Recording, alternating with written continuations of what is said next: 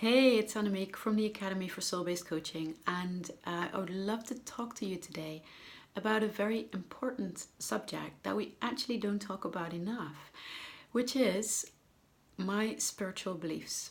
Now, I don't talk about them very much because I feel it's not that important when it comes to soul-based coaching, but of course, it does matter, and somebody who is, considering to join Invoke Your Client's Magic, our certified coach program, really wanted to know because, as she said, her personal spiritual path is very important to her, and she wanted to know where I, as her trainer, was standing on that, which is a great, great question. And it's not that I don't want to talk about how I experience spirituality, it's just that soul-based coaching is independent of the spiritual belief system of the coach who is doing the work.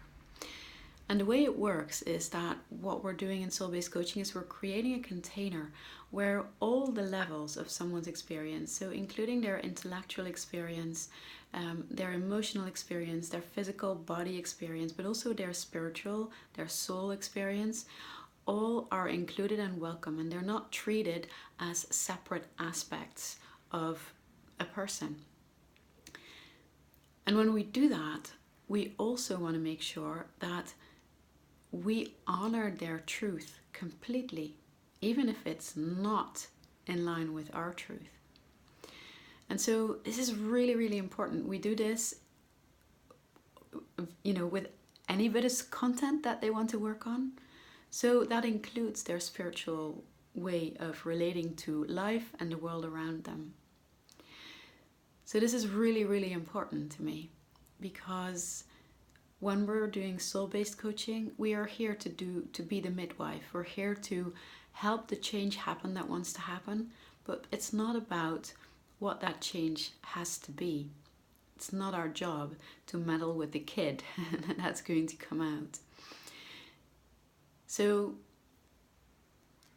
also, this marries very well with my personal spiritual beliefs, which is probably not a coincidence, but this is something that I feel very, very strongly about. So when I look at how I experience my spirituality, is that now I call myself a priestess. I'm serving the goddess. That's the name that I feel resonates most with how I experience my spiritual life. Now, it's taken me a long time to come to that place where I actually say that and own that word. And for me, it speaks about a lot of things. One of the things is that in this tradition, there's actually not an external authority who will tell you what it is or shouldn't be or should be about when you're talking about how you experience spirituality or what you do to honor that.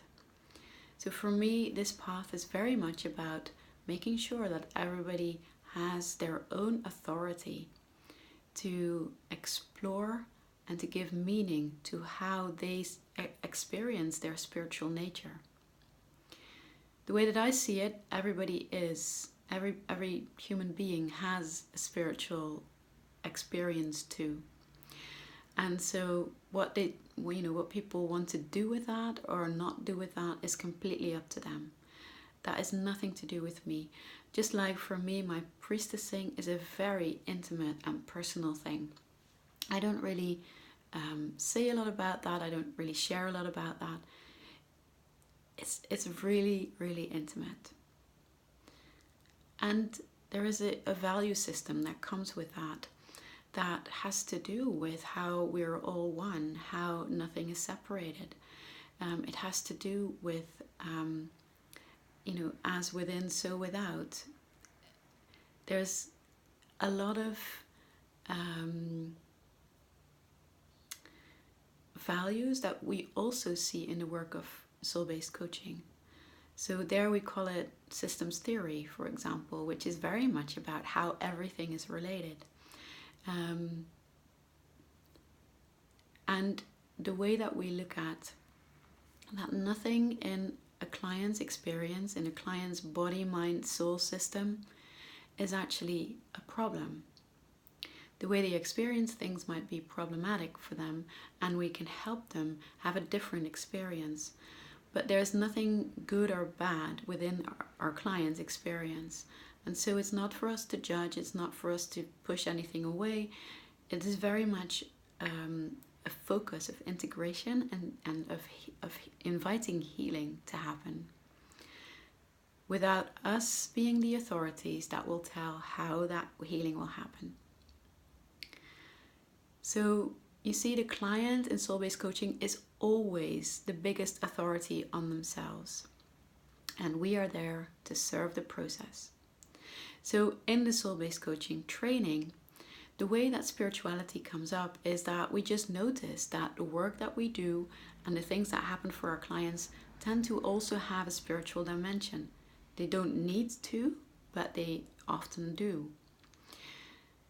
Another side of this is that this is a very embodied experience. So soul-based coaching is about what people experience through being inside their bodies, or through being a human being that inhabits a body as well. So that means that every session that we do, every training session, we start with some sort of an embodiment practice. And that can be a meditation specifically aimed to become present in your body. It can be a holding space for each other, which means that you help each other become present inside your bodies. And that's the place we speak from. And then another way that spirituality might show up in our trainings is that I sometimes speak about Shakti. You might have seen that. For me, Shakti is a beautiful map coming from the Hindu tradition, a beautiful map of life energy, the creative life energy that creates everything that we are and that we see through each of us. Now, that innate energy that flows through us, that helps us bring stuff into form, that is what beautifully explains why we see the changes happen for our clients when we work in a soul-based coaching way. So that is a map that we borrow, or a map that we use to help our thinking about what is exactly happening when we start to do this work. But as a coach, there is no need to subscribe to any specific kind of spiritual, system of spiritual beliefs. You don't have to call yourself anything, and so do your clients. They don't have to have a particular set of beliefs. What we're here to do is to invite them into their own exploration. And if the spiritual realm, if their spiritual part of their experience is part of what's relevant for the question that they come to you for, that's when it is invited. So it doesn't even need to be there. So I hope this will give you some ideas about what the spiritual dimension of this work is. It tells you a little bit more about me. I would love to know if this brings up any questions for you, or if it brings you the relief that the person I was talking to was feeling. Let me know. And this is a conversation that we need to have more often. All right, enjoy.